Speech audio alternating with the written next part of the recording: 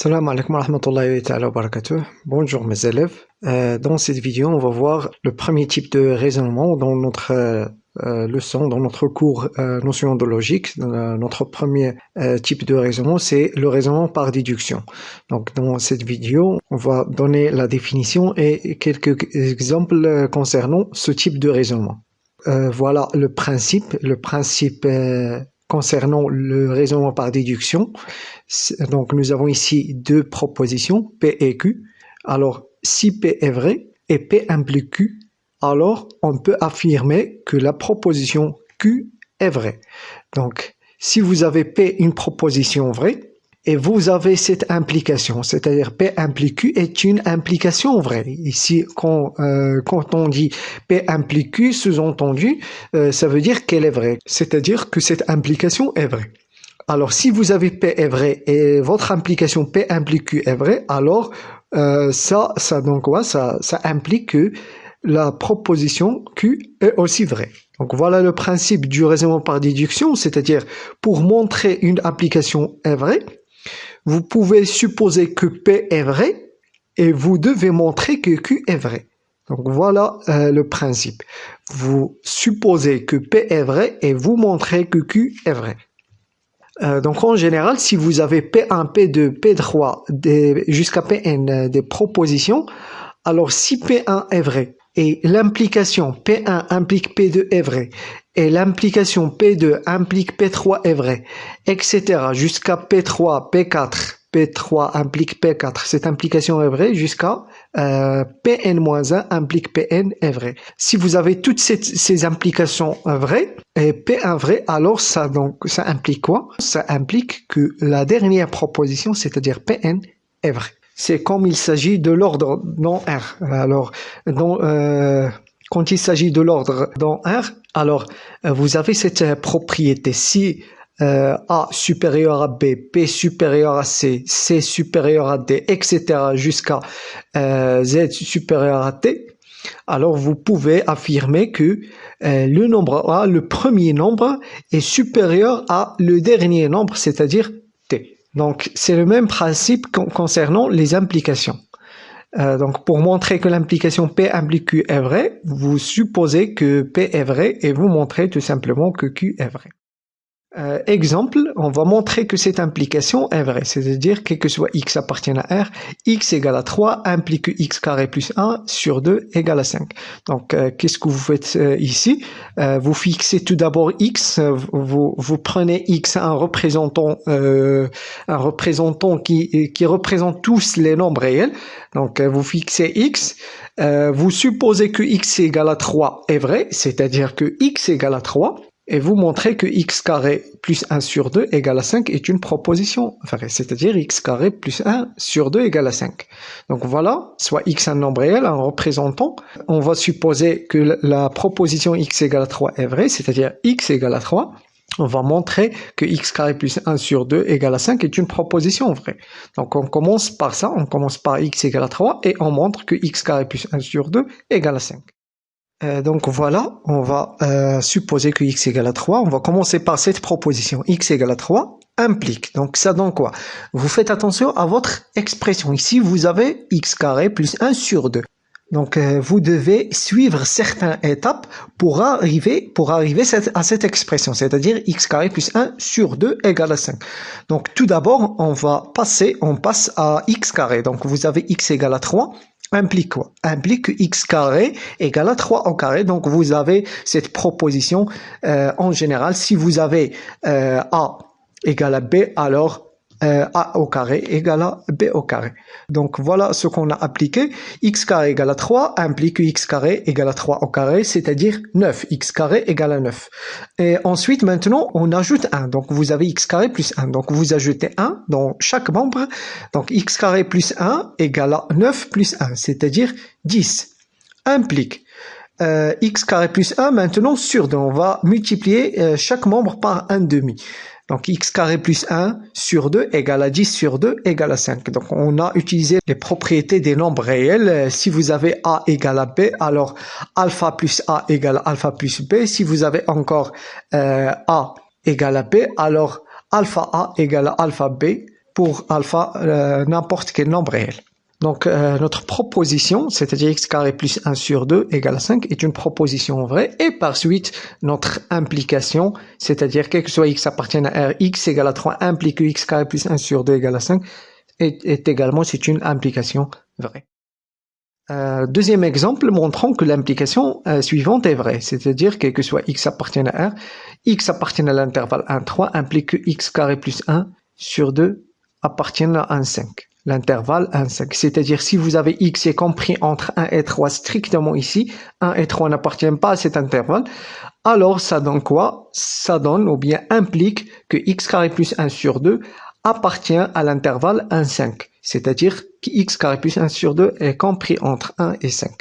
Donc on va montrer que cette implication est vraie, et de la même façon on va supposer que x appartient à l'intervalle 1, 3 est une proposition vraie, et on doit montrer que x carré plus 1 sur 2 appartient à l'intervalle 1, 5 est une proposition vraie. Donc comme précédemment, on va fixer x, ça c'est un représentant, puisque vous avez ici quel que soit x appartienne à R, vous devez montrer ça pour n'importe quel x appartienne à R. Alors vous fixez x appartient à R, x un nombre réel, donc on va supposer que notre proposition x appartienne à l'intervalle 1, 3 est vraie, est une proposition vraie, c'est-à-dire x appartient à l'intervalle 1, 3, et on va montrer que x carré plus 1 sur 2 appartient à l'intervalle 1, 5, c'est-à-dire cette proposition est vraie. Donc voilà, x appartient à l'intervalle 1, 3 implique. Donc vous devez toujours poser ce que vous devez montrer. Voilà ce qu'on doit montrer. On doit montrer que x carré plus 1 sur 2 appartient à l'intervalle 1, 5. C'est-à-dire x carré plus 1 sur 2 est compris entre 1 et 5. Donc voilà notre expression. On doit arriver à cette expression.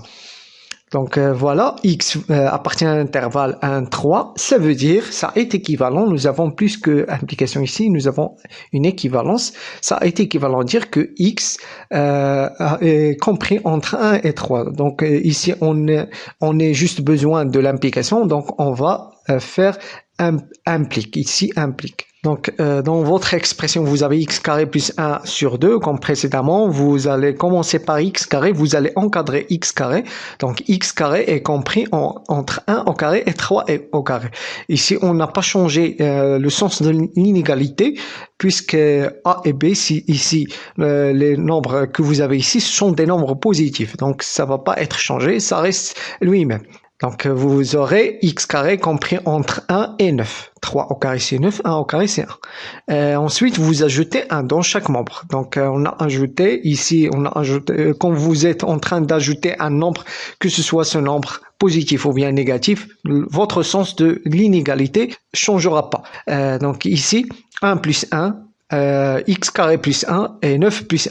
Donc, x carré plus 1, ça sera compris entre 1 plus 1 et 9 plus 1, c'est-à-dire entre 2 et 10. Et ensuite, vous multipliez par 1 demi. Vous multipliez par un nombre positif. Donc, quand vous êtes en train de multiplier par un nombre positif, votre sens de l'inégalité, ça reste lui-même. C'est-à-dire quoi? C'est-à-dire que x carré plus 1 sur 2 est compris entre 1 et 5. Puisque 2 sur 2 égale à 1 et 10 sur 2 égale à 5. Donc, entre 1 et 5. Donc, x carré plus 1 sur 2 appartient à l'intervalle 1, 5. Strictement, puisque ici, vous avez strictement, donc, ça sera, votre intervalle, ça sera ouvert. C'est-à-dire 1 et 5 ici n'appartient pas à cet intervalle. Et donc, voilà, donc, x carré plus 1 sur 2, appartient à l'intervalle 1, 5, c'est une proposition vraie. Et par suite, notre implication est vraie. Vous avez quelques remarques. Alors, pour montrer qu'une implication P implique Q est fausse, donc vous faites attention ici, il suffit de montrer que sa négation est vraie, c'est-à-dire P et Q est vrai. Donc voilà sa négation. La négation, rappelez bien ça, la négation de l'implication P implique Q, la négation de cette implication, c'est la proposition suivante. P et Q bar. P et Q bar. Donc, comment on a obtenu ça? Tout simplement, on a utilisé la définition de l'implication. C'est quoi la définition de l'implication? L'implication est équivalente à quoi? Elle est équivalente à P bar au Q. P bar au Q. Donc, P implique Q dans ce sens, c'est équivalent à P bar au Q. Donc, sa négation, ça sera P et Q bar. La disjonction, ça devient conjonction. La négation de P bar, c'est P. La négation de Q bar, la négation de Q et Q bar. On va donner un petit exemple en appliquant cette remarque. Alors, par exemple, on va montrer dans cet exemple que l'implication suivante est fausse. Donc, comment montrer qu'une implication est fausse? Elle est très simple. Donc, pour montrer que cette implication est fausse, il faut montrer sa négation est vraie. C'est quoi la négation de cette implication? Donc ici, vous avez un quantificateur. Donc ici, vous faites attention. Vous avez un quantificateur. Quand vous passez à la négation, votre quantificateur changera. Donc c'est quoi la négation de cette implication? C'est-à-dire quel que soit x appartienne à R, la valeur absolue de x plus 1 égale à 2 implique que x est égal à 1. C'est la proposition suivante. Voilà sa négation. Donc quel que soit ça devient il existe. Vous allez appliquer votre proposition. Donc ici, cette implication, quelle est sa négation? C'est x plus 1, la valeur absolue de x plus 1 égale à 2, et l'implication devient et. Ici, vous faites la négation. Et x différent de 1. Donc en général, rappelez bien ça, la négation d'une implication P implique Q, c'est la proposition suivante. C'est P et Q bar, c'est P et Q bar, c'est-à-dire vous conservez votre proposition, la première proposition, voilà notre première proposition, vous la conservez, c'est x plus 1, la valeur absolue de x plus 1 égale à 2, et l'implication ça devient et vous faites la négation de la deuxième proposition, c'est-à-dire, ou bien la dernière proposition, x est égal à 1, sa négation, c'est x différent de 1. Donc, voilà la négation de cette implication. Il existe x appartient à R, tel que la valeur absolue de x plus 1 égale à 2, et x différent de 1. Donc, on doit montrer que cette proposition est vraie. Pour montrer que sa négation est fausse, alors il faut montrer que cette proposition est vraie. Donc, comment montrer qu'elle est vraie? Donc, il faut chercher. Donc, ici, il vous demande qu'il existe un nombre réel qui vérifie ça. Est-ce qu'il existe qui soit différent de 1 et qui vérifie cette équation? Est-ce qu'il existe un certain nombre réel? Donc, il faut le chercher. Bien sûr, il existe. On va le voir. Donc, on va montrer que cette proposition est vraie. Donc, la négation, elle est vraie. Donc, cette proposition est vraie, en effet. Pour x égale à moins 3 est différent de 1. Voilà la première condition. Il faut vérifier la deuxième condition, c'est-à-dire la valeur absolue de x plus 1 égale à 2. Est-ce que ce x, c'est-à-dire moins 3, est-ce qu'elle vérifie cette équation? On va voir, bien sûr, elle vérifie cette équation. X plus 1, c'est 3, c'est moins 3 plus 1. Moins 3 plus 1, c'est moins 2. La valeur absolue de moins 2, c'est 2.